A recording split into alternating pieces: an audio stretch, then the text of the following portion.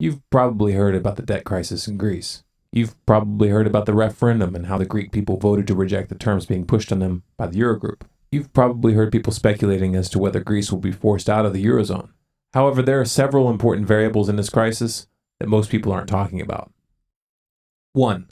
The debt in question is illegitimate. Approximately 90% of the money from these loans issued by the IMF and the ECB was used to bail out private banks. This shifted the consequences of their bad investments to the public sector and to the taxpayers. If the loans weren't used to help the Greek people, then why should they have their pensions looted and their taxes raised to pay it off?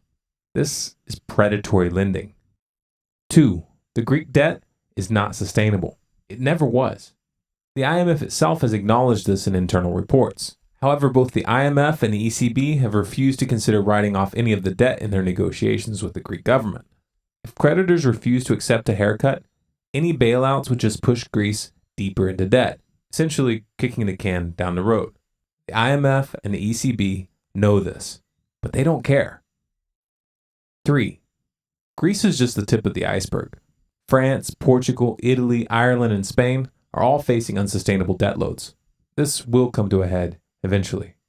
The way the crisis unfolds in Greece is setting precedent. This is why the Eurogroup is taking such a hardline approach with Greece. The last thing they want is to have Spain, Italy, and Portugal to get the idea that they can default without consequences. However, this approach could very well backfire. Anti-Euro parties from both the left and the right have been gaining traction throughout the Eurozone in recent years. The showdown in Greece seems to be playing into their hands. 4. Global contagion is a real risk, and not just because of Greece.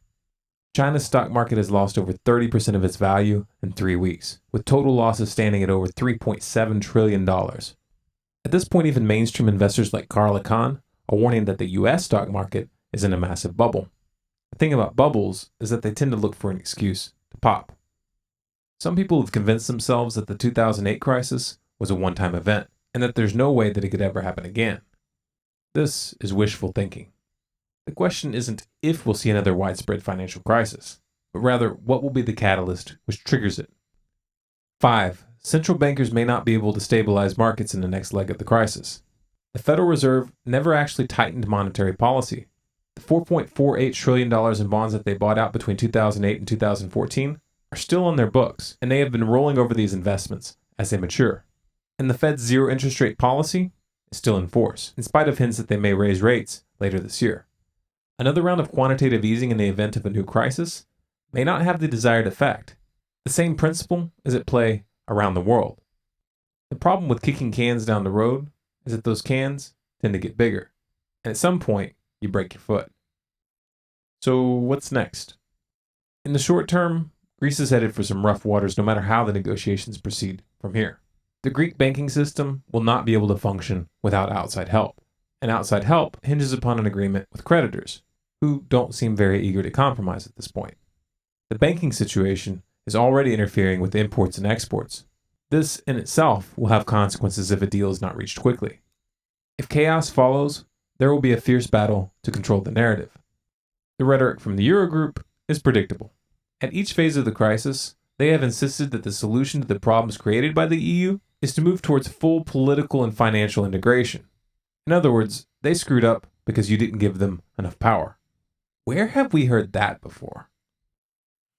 If this message resonates with you, spread it.